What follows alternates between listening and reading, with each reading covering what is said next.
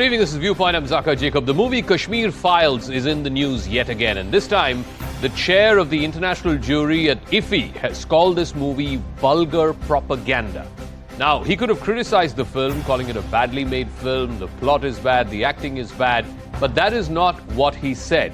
He called it vulgar propaganda, by which he means he's questioning the integrity of the film, the story, and perhaps even the makers of the film. Is this in keeping with the culture of denial about Kashmiri Hindu genocide, which happened in the late 80s and 90s? Would this Israeli filmmaker, for example, deny the Holocaust, deny that tens of millions of Jews died at the hands of Hitler? Is this buried truth about the Hindu genocide that happened in the late 80s and 90s now coming out? And is that making people like Nadav Lapid, this Israeli filmmaker, uncomfortable? But first, the story.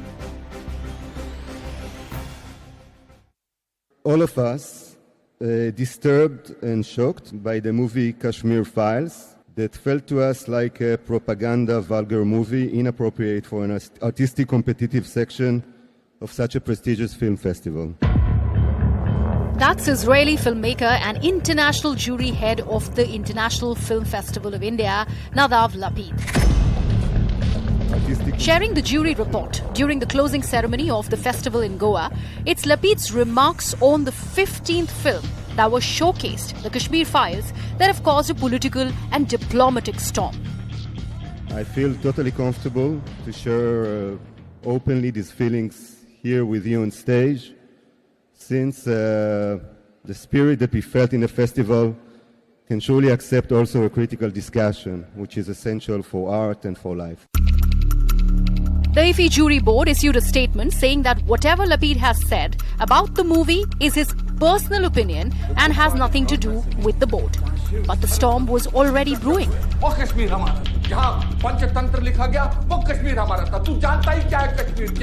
film's lead actor, Anupam Kher, said that it's Lapid's remarks which are vulgar and not the film. Kashmir का सच उन्हें पच नहीं रहा है और वो चाहते हैं कि उसे किसी अच्छे रंगीन खुशनुमा चश्मे से देखा और दिखाया जाए। उसे अगर आप देख नहीं पाते तो आंखें मींच लीजिए, मुंह सी लीजिए, उसका मजाक उड़ाना बंद कीजिए। Kashmir Files director Vuiewpoint now has challenged Nadav Lapid to prove his story wrong. जो पूरी तरह से एक हिंदू लैंड हुआ करता था, आज वहां हिंदू नहीं रहते हैं।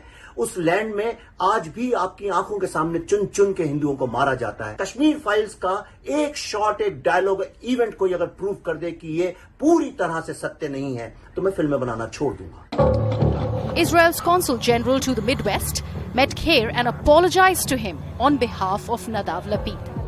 The first person to call, and I did right away in the morning, to call Anupam Kher, my friend, and just to apologize. Speech that was a private opinion, but nothing to do with the state of Israel, officially and unofficially. I want to say it's not a propaganda. Israel's ambassador to India said Lapid should be ashamed and that ties between India and Israel should not be affected due to these remarks. I think that one private person with his own opinion shouldn't change anything here, that the relations are much stronger than this individual and another individual. But opposition parties wasted no time in targeting the BJP, which had heavily endorsed the movie. जिस तरह से propaganda हुआ था एक party का और एक party के खिलाफ, उसके लिए फिल्म बनाई थी और एक पूरी पार्टी, पूरी सरकार, जहां जहां बीजेपी की सरकार है, वो उस प्रचार में लगा है। The Kashmir Files is based on the exodus and killings of Kashmiri Pandits in the valley in the 1990s. It was one of the highest-grossing Bollywood films of 2022. Prime Minister Modi said that the film had rattled the entire ecosystem that claims to be the torchbearer of freedom of expression but does not want the truth to be told.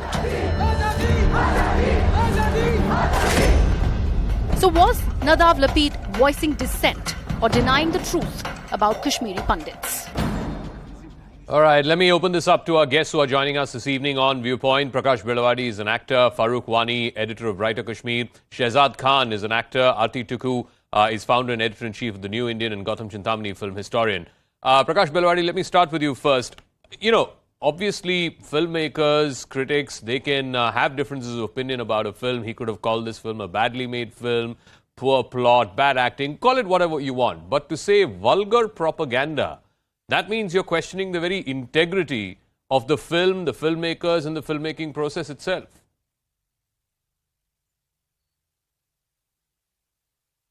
Prakash, you have to unmute yourself, please. Thanks. Prakash, you have to unmute your computer, please. Unmute your phone, yeah. Yeah, hi. Hi. You know, I'm in Sydney, and I didn't Sure. know any detail about this. I saw a headline saying that both the words vulgar and propaganda because somebody sent it to me. Mm-hmm. So thank you for the background that it gives me a clearer picture now. I see that, you know, more people have reacted against it also. See, I want to say some 3 or 4 really simple things that occurred to me. One is that he's a jury member, he's the head of jury, and you know, if he has strong feelings for or against a film, it's part of being a juror. You know, he can make a decision. What is unusual is that, you know, we get citations for films that a juror likes, not citations for stuff you didn't like. You know, we don't pick films we don't like, we pick films we like, I think. Yeah. I think there are several errors in the way this is done by him. First is to call it vulgar is one thing, but to call it propaganda is political grandstanding in a way. And, you know, he sees it's a controversial subject. This is what I suspect. And, you know, he thinks he can get a great deal of attention. He's a renowned filmmaker. That may not make him a very wise person. You know, this is something we see happen very often. To call it propaganda is the problem for me, because when you call it propaganda, propagating what it is, but, you know, is the question. Every filmmaker, including him, you know, his films are quite edgy. He is pushing a point of view, and it's the right of the artist to do that. To call it propaganda is a little bit silly, I think. But what I find abhorrent is that he says in that short report somebody sent to me that he and his fellow jurors were shocked that this film was included. It means it's a kind of censorship, right? Yeah. When one of these guys picks something, it is good. If somebody else picks it, then it is not so good. You have the right to decide it, but you can do it with a great deal of dignity. Correct. And for him to claim that it was an artistic expression, what he did on stage, I cannot agree with.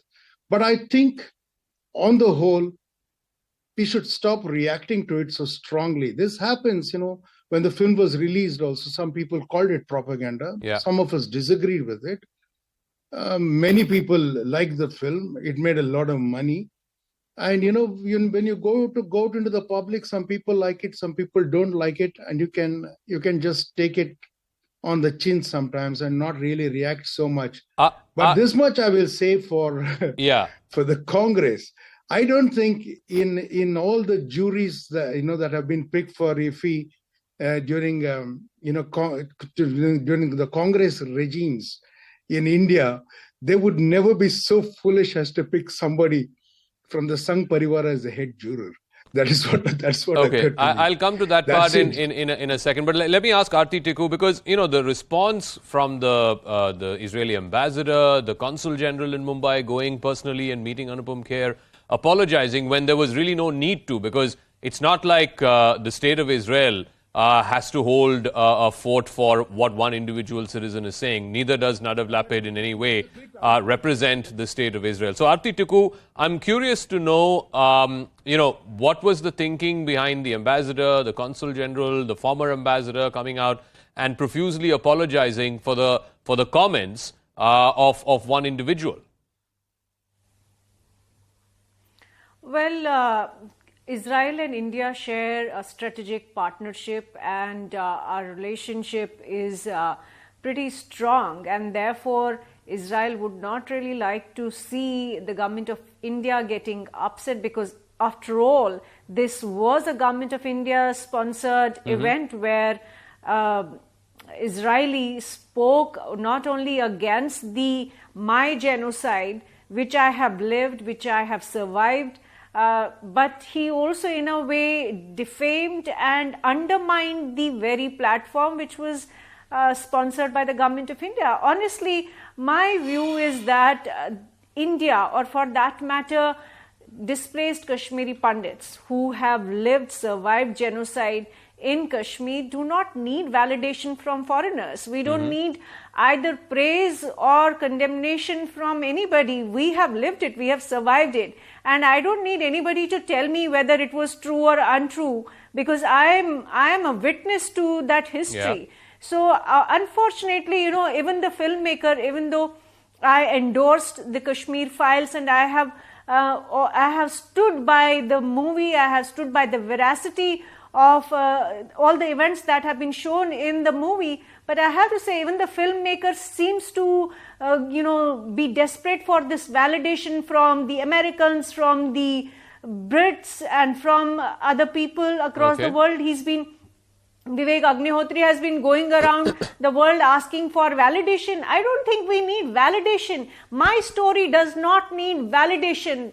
I am the living proof of what we have suffered. I am the living proof of all the incidents of jihad that were, perpetrated by Pakistan, by Islamists in Kashmir against Kashmiri Hindus. Farooqani, unfortunately, the problem this whole is, debate discourse, what happened 30 years ago, everyone knows. Unfortunately, there's been a certain airbrushing of that history, that deep, dark chapter that Kashmiri Pandit families like that of Aati Tikku's had to undergo.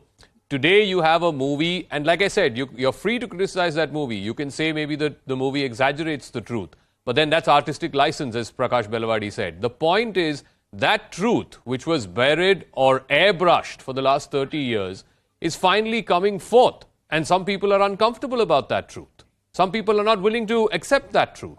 And we saw this even when the movie released earlier this year. No one expected a movie about what happened in Kashmir 30 years ago, depicting the reality of what happened 30 years ago, would go on to become the biggest, commercially successful movie of 2022 in the Hindi film industry. Yes, Zakka, just my take is this. This statement came yesterday, and so I was tracking it since last yesterday. What is there is no such a hue and cry in the Kashmir regarding this Kashmir Files. But one thing is clear: this is the statement of this person, this Lapid Nadav, and his personal statement. And government of Israel has nothing to do with this statement. Even they don't want. So even I have just read this. Envoy statement, the ties between Israel and government of India will not die down anywhere because of this statement. But one thing is clear: this Kashmir file has made because as you said, as this Aarti has said, this is a genocide. But my take is this: these Pandits have suffered a lot because no doubt they are our brothers. We are living together. We have a history, we have a culture, we have everything is here. Even today, there are a lot of people in those who are living in the Kashmir. So lost those who are anybody who's died in a young age or elderly, तो वहाँ पे कौन कश्मीरी आ रहा है and say they are doing the lost rights of these fellow. नहीं, I mean, Farooq साहब ये बताइए कि ये जो हिस्ट्री है उनके साथ, कश्मीरी पंडितों के साथ, were anywhere between 3 lakh to 5 lakh people who had to forcibly flee from their homeland, from their motherland. इनका जो हिस्ट्री है, इनका जो चरित्र है, इसको एयर ब्रश करने की क्यों जरूरत पड़ी? And this was across 20-30 years. Perhaps there will be something in his mind. This Nadav, there will be something in his mind. Would a Mr. Lapid deny Holocaust? Deny that over 10 million Jews died at the hands of Hitler and the gas chambers? Will he deny that? This is history. Always tells what is happening in the past, and this will continue to happen. Now, so I mean, in Kashmir, not only the Pandits make exodus, and there are a lot of Muslims who also made the exodus. So I have gone other places because of their life threats. It is not only the Pandits I think you're missing the point again. I think you're missing the point. The point being that a community was selectively targeted because they happen to be of a different faith. Because some people felt that Kashmir belongs only to people of a certain faith and the others got chased out. But anyway, I don't want to go into lessons of history. I want to stick to what Mr. Lapid said, and I want to ask Gautam Chintamani. Two things I'm very curious about. One, I think to take Prakash's point forward, he said it in a lighter vein, but I think it's a fact. I mean, somebody needs to ask the question, who invited this gentleman whose views are very well known? He has, in fact, in the past said that the Israeli state is full of propaganda. It's an occupying force in the West Bank. He refused to support a film fund, which some filmmakers there had started, saying that this is the fund of the occupiers. So his positions on issues are very well known. So questions need to be asked as to who in the organizing committee invited him to be the chair of the international jury. And secondly, there are 15 to 20 films that are made available to the jury members. Obviously, they see all of these films once or twice, and then 2 or 3 or 4, at best 5 films are given the prestigious awards. What was the need to talk about a film that was not in the awarded category? This was part of the 15 or 20 films that were screened, and it was up to the jury to decide which of those films they felt best deserved the award. I think, Zakka, we just have two dots in front of us which need to be joined by a single straight line. The filmmaker in the past has made his stand very clear. I can't get into, I'm no person to comment why was he invited or who invited him or whether questions should be raised. The point is that this filmmaker, from the statements that he makes, has a habit of saying things which, which evoke extreme reactions. And maybe that is what certain filmmakers thrive in. I mean, they want controversy, they want to be talked about. Film is such a powerful tool. I mean, hearing Aarti here and having seen the film, you are absolutely right. You can comment on the artistic approach of the film, you can comment on certain elements of the film, but to comment on the film in such a light just makes it very, very clear and abundantly clear to me that this is a very politically driven statement made by the filmmaker. I'll give you an example. Before Schindler's List, and there has been a lot of comparison between the Kashmir Files and Schindler's List for many reasons. One of them being that these were stories or these were tragedies of people which happened in front of the world's eyes and they were overlooked or forgotten or airbrushed, like we've been saying. During the shooting of Schindler's List, when they were putting up swastikas in spaces where once upon a time swastika, the Nazi, the Third Reich swastika was raised, filmmakers had to apologize to people and tell them that we are trying to show a bit of history to educate people. Please forgive us for putting you through this trauma all over again. In fact, Josephine, the lead actor in the film, was so convincing that an elderly Polish woman actually spat on him during the shooting. So when you know this kind of history and when you know what people have suffered, to completely negate something, and this is the film. I mean, I think Prakashji also mentioned that you talk about the good things at a festival when you're the jury head. You don't talk about the 17,000 films that you did not select. So that all these things are very simply pointing in a direction that this is a politically motivated statement to evoke a certain kind of reaction and also to question. I mean, India and Israel have had a fantastic relationship in the last 8 years. It's been growing with each passing day. The fact that high-ranking Israeli officials made a call to the actor Anupam Kher in the film. These just show you that somebody is out there to derail things and to put and to cast a shadow of doubt on an important aspect of history, which, according to me, has not been talked about as much as it should have been. Not back then, and even now, we need to speak about it a little more. Shehzad Khan, if I were to draw a comparison, what Gautam Chintamani was also saying, when Schindler's List came out, there were a lot of people who agreed with that film. There were a lot of people for whom it was a cathartic moment. There are a lot of people who did not agree with that film.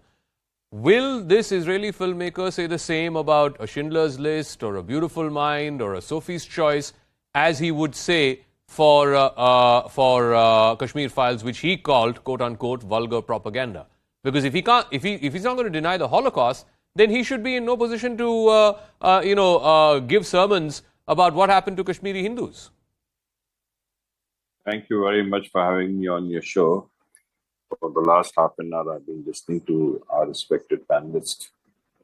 See, he is an Israeli director, and he has said about the film Kashmir Files. He has embarrassed the film Kashmir Files.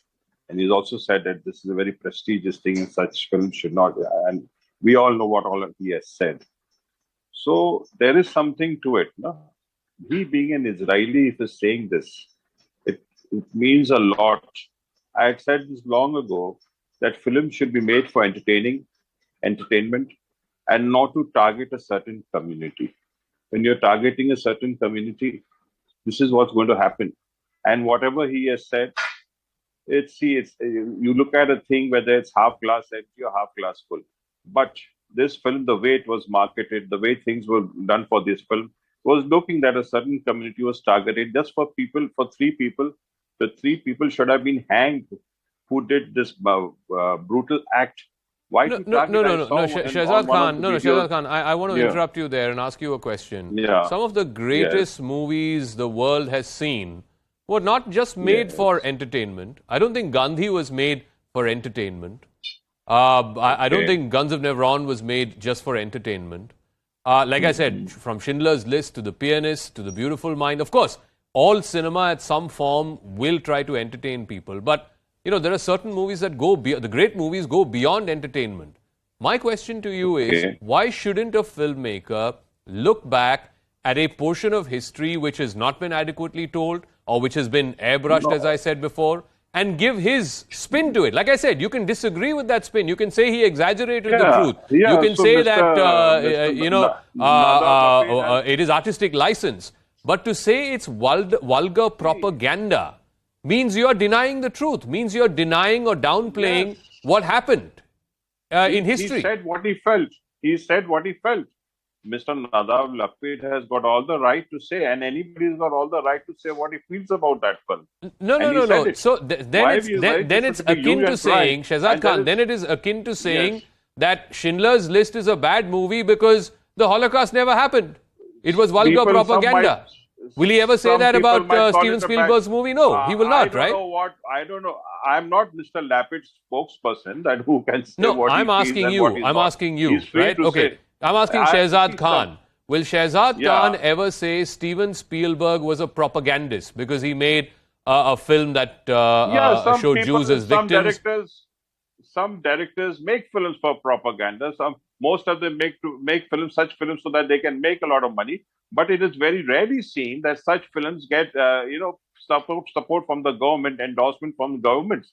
I would like to know that Schindler's List, did it get any endorsement from its government wherever it was made? No. One second. The fact that I'll bring in Prakash Balwani. The fact that Kashmir Files got entertainment tax free in some states, not the first movie in the country to get that. And I can assure you, not the last movie to get that. Numerous movies in the past have got entertainment tax free. Okay, that's really not the issue here. Prakash Balwani, again, I come back to a very, very simple point about, it is up to individual filmmakers to make sometimes movies. I watched a beautiful movie over the weekend called Kantara, right? I don't understand Kannada. I mean, I get a fair bit of it. You can call parts of that movie exaggerated. There are parts of that movie that talk about superstition and tradition and customs. You can disagree with that. But I will never say it's a bad movie. It's a fantastic movie because it's a rooted movie. It talks about what is happening in a part of our country. And whenever something is rooted, there is truth to it. You can't have truth without roots, and you can't have roots without the truth. See, I will say what I said when the movie was released and all this talk of propaganda came. I think, the Prime Minister Narendra Modi actually praising the film was what started it, this propaganda thing. People started calling it. He didn't fund the film. Some private people funded the film. Nobody believed it. It didn't get a very big release. It's people who like the film who actually made the film a success. And I feel like politicians understand what is successful and they back it when they think, they need to endorse it. If it's profitable to them, why would they endorse it? Narendra Modi ji did not endorse his film that was made as a biopic about him. that film flopped. He did not give it an endorsement. Yeah. So basically, he understood the film was successful. That's why he endorsed it. And what I said at that time, at the time of release, was that it was a little bit of a disservice to the film that he said that, because the film was going to succeed anyway. It did not succeed because of him. My point is this: at the end of the day, that film was made. Whether it was made well or not is for everybody to decide. I'm not going to plead for the film that it's a good or bad film. I like the film, and I feel bad that people have chosen to be on the wrong side of history. Wherever there are victims of brutality, of pogroms, or of communal violence, you should actually. I've watched Holocaust films and I wept. You should be able to stand on the right side of history. If you cannot do it, you will not get reconciliation in your heart. Okay. You'll always be disturbed by this. I'll give that is all I will say. The final word. Past this, man. We should care. I think care about it. To take forward Prakash's point, there have been other films also that's been made on Kashmiri Pandit genocide, right? Many of them were not successful. The reason why people are picking on Kashmir Files is because it was successful when nobody was expecting it to. I mean, no one thought at a time when Bollywood itself was going through a crisis of sorts after the COVID pandemic and so on. No one thought that this movie, small budget movie, coming out of nowhere, talking about something that happened 30 years ago, would rake in 300 crores. So A, it's become a victim of its own success. And B, perhaps people don't like the filmmaker and the film stars, at least the more popular ones in this film, because they're open advocates of the current establishment. That might be true, but you cannot dismiss and deny the story in the Kashmir Files. It's based on true events. It's based on true facts. The moment you get into this, that Vivek Agnihotri is aligned with the BJP or Anupam Kher's wife is in the BJP, the moment you politicize that, you actually are getting into the denial zone. And that's my problem with some of the panelists today, who were talking about, giving all kinds of justifications. But honestly, my issue really is this, that Vivek Agnihotri has made a fantastic movie. But more than that, it is truth. It's my truth.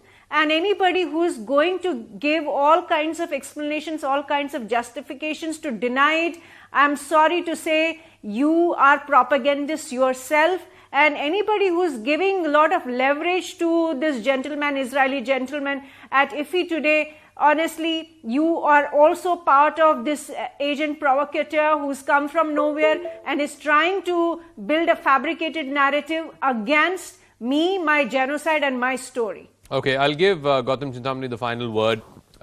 Will this always lead to filmmakers asking themselves the question, how far can I go with the truth? Will people call my truth stretched?